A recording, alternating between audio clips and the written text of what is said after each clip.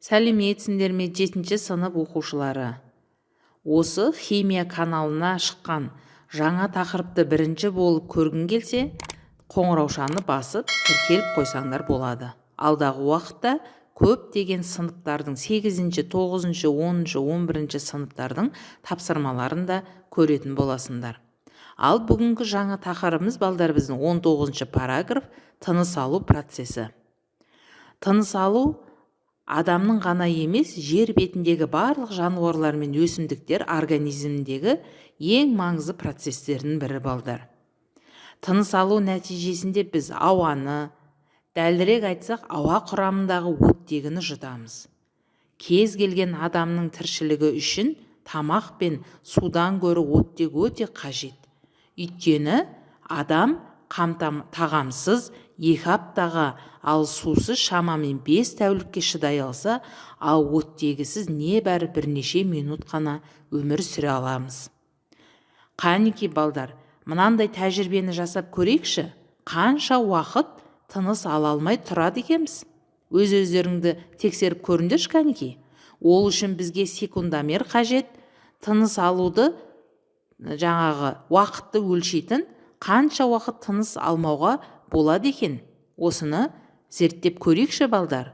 1 минуттан артық болуы 2 талай деп ойлаймын. Барлықтарың әркім өзін тексеріп көрсе болады. Бізде осы тақырып бойынша сендерге кесте құрастырдым балдар, сол кестеге көңіл аударыңдар. Астындағы біліміңді тексер тақырыптарын бірге орындайық. Бізде балдар тыныс алу мүшесі бойынша өте маңызды тыныс алу күрделі физикалық химиялық процесс. Біз тыныс алу үшін ауа, әсіресе оттек өте қажет. Ауадағы оттек өсімдіктерде жүретін фотосинтез процесіне нәтижесінде түзіледі. Тапсырмаға көңіл аударайық балдар. Ең бірінші тапсырмамыз бізде тыныс алу үшін қандай газ қажет? Әрине бізге оттегі қажет болады екен балдар. Екінші тапсырма. Тыныс алу нәтижесінде шығарылған және жұтылған газдың құрамы қандай? Жауабы шығарылады. CO2 шығарылады, O2 жұтылады балдар жауабы. Келесі, үшінші тапсырмамыз. Суретте көрсетілген тышқанмен жүргізілген тәжірибені түсіндір дейді. Балдар, суретке көңіл аударайық.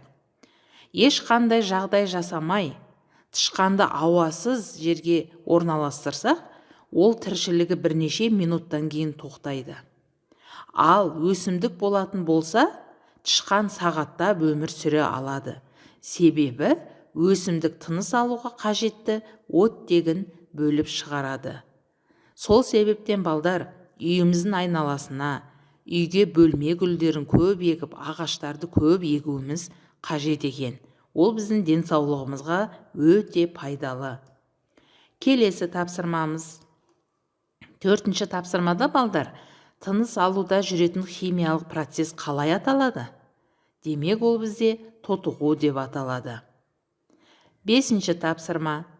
Өсімдіктегі фотосинтез бен тыныс алудың айырмашылықтары қандай?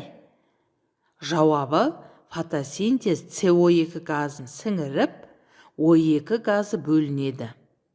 Ал тыныс алуда CO2 газы бөлінеді, O2 газы жұтылады.